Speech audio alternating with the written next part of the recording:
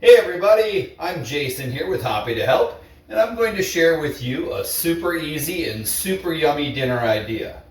And if you're trying to impress a date or your spouse or your family or even yourself, this one's for you. And if Gordon Ramsay's watching, just want to let you know it's really unnecessary to be yelling and screaming. We're going to have a peaceful and stress-free dinner here.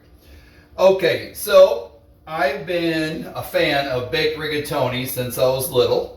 And well, I'm 6'4", so it's been a while. And I'm going to share some real simple ingredients that you can pick up to make one of the, it's really hard to screw this one up. And to start with, 16 ounces of uncooked rigatoni. Notice all these things I pretty much picked up at Walmart. I don't work for Walmart. I don't even know if anybody does when you're trying to check out. But anyway, I digress. And so again, 16 ounces of uncooked pasta. I like cheese, so I go with 4 cups of mozzarella cheese. And then you can pick your favorite spaghetti sauce or pasta sauce. Whether it be a 24 ounce or a 27 ounce bottle, either one will work. But I just prefer the flavored meat one for myself, but you can pick your favorite. And then you gotta have the meatballs. So I pick up a bag of frozen, fully cooked meatballs as well. And then we'll cover some of this other stuff here later, which you can add on. But that's basically what you need to make the pasta. And what I'll do is I'll just kind of show you. It's real simple. We're just going to take the pasta, the uncooked pasta. And one really nice part about this is you don't have to cook the pasta ahead of time. So it's real easy. It cooks while it's in the oven. And while you're doing this, you just preheat the oven to 425 degrees. Pour the wonderful rigatoni shells in here. You can use other types of shells as well, but I prefer rigatoni. And you just take your spaghetti sauce or pasta sauce, your favorite one, and you just dump it in here. It's pretty simple. Okay. And this is a 9x13 baking dish, by the way, that I'm using. And then I take 1 jar of water in addition to the pasta sauce. Normally I would just get it from the faucet, but I don't have a cameraman, so doing it all right here. So you fill that up and then just dump 1 jar of water in here. Very easy. Okay, and then just stir that up a little bit, get the water and the sauce to mix a little bit. Okay, very good. And then I like to add the meatballs. Okay, and you don't have to use meat, but I'm a meat eater, so I love the meatballs. And these are frozen. You can put them in frozen. They'll cook just fine in the oven for the amount of time that it's in there. I just sprinkle them in here a little bit.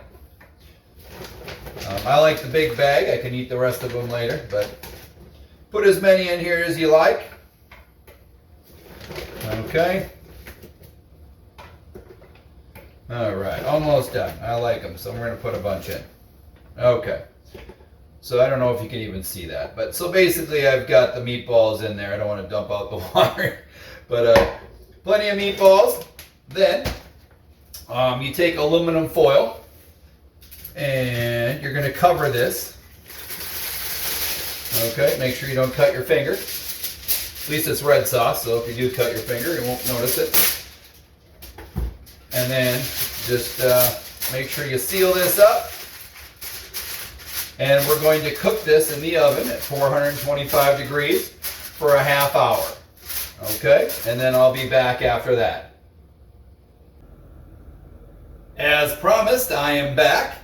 And I just took this out of the oven after 30 minutes. So this is an easy step. Before we do this though, I just want to be clear. Earlier when I was talking about adding meat to the dish, if you want to use meat, you can. It's not necessary, but if you do add meat, just make sure to pre-cook or get fully cooked meat before you put it in there. You know, you don't have to, but you might pay for it later. But anyway, I like the meatballs because they come fully cooked and they're frozen. and I just put them in there frozen, and then cooking it for the 30 minutes, it makes them really nice. So after I take this out now, after the 30 minutes, I'm going to take off the aluminum foil. We're no longer going to need that. And just stir it up a little bit. You got all the meatballs in here and the pasta. Looking good already. So just make sure you stir it in a little bit. Make sure you get all the sauce moved around a little and all the meatballs covered. Looks good. Okay, so that's good enough. It's pretty simple. And then we're just going to add the 4 cups of mozzarella cheese on top. If it seems like a lot, it's because it is. I actually doubled the recipe from when I originally started making this. Look at that pile of cheese. So again, just spread that around. Okay, just got to get it close to the edges, but you might not want to put it all the way to the edge, but get it pretty close just so it doesn't burn onto the baking dish. But just get it pretty close, spread it around. And then what we're going to do is we're going to take this dish and put it back in the oven for another 10 to 15 minutes until it gets nice and gooey and golden brown and yummy. Just make sure to use, I guess I have to say this, but make sure to use some hot pads or oven mitts when you're putting it in the oven, and make sure to put something under this when you're putting it on a countertop. So I'm going to put this back in the oven for another 10 to 15 minutes, and again, I'll be back. And now that we have our completed dish of yumminess, I don't know if you can see that very well, but it's absolutely delicious, and the cheese is nice and melted on top, nice and gooey and yummy. Now, I also recommend some side items for this, to go with this. And one thing I recommend is some sort of bread or toast. Walmart has a garlic Texas toast and also a 5-cheese Texas toast. They take about 7 minutes to cook in the oven. If you want them a little crispy on both sides, just make sure to flip them halfway through. And they also cook at 425 degrees, which is the same as the rigatoni, so that's nice. And then for dessert, before dessert, sorry, you should probably set the mood a little bit with some hearts of romaine. And I love Caesar salad, so little Caesar dressing to go with that. Or if you want a little healthier, you can go with Ken's Steakhouse Light Northern Italian with basil and Romano. No sugar added here, so that's a bonus. And it's really yummy as well. And what I recommend is right after you take this out of the oven, put it right on the table. The cheese will keep the heat in there for a while so you can make the bread and have your salad.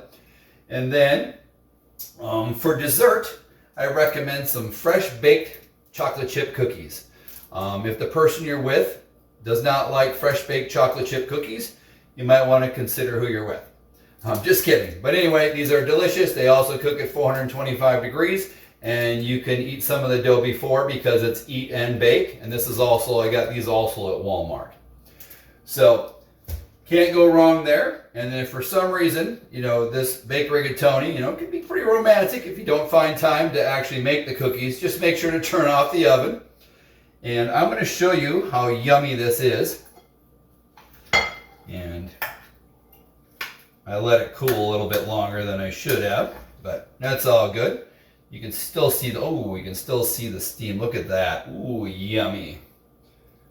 So that right there is complete yumminess. And I hope you try this recipe, and I hope you and your guests love it as much as I do. And please subscribe to our Hoppy to Help channel. And my name is Jason with Hoppy to Help, and I hope you have a very hoppy and blessed day. And here's the finished product right out of the oven. Nice gooey cheese and meatballs, and the pasta is cooked just right. And it's just a whole dish of yumminess ready to be eaten. This is so good. Delicious. You can find the recipe at the end of this video.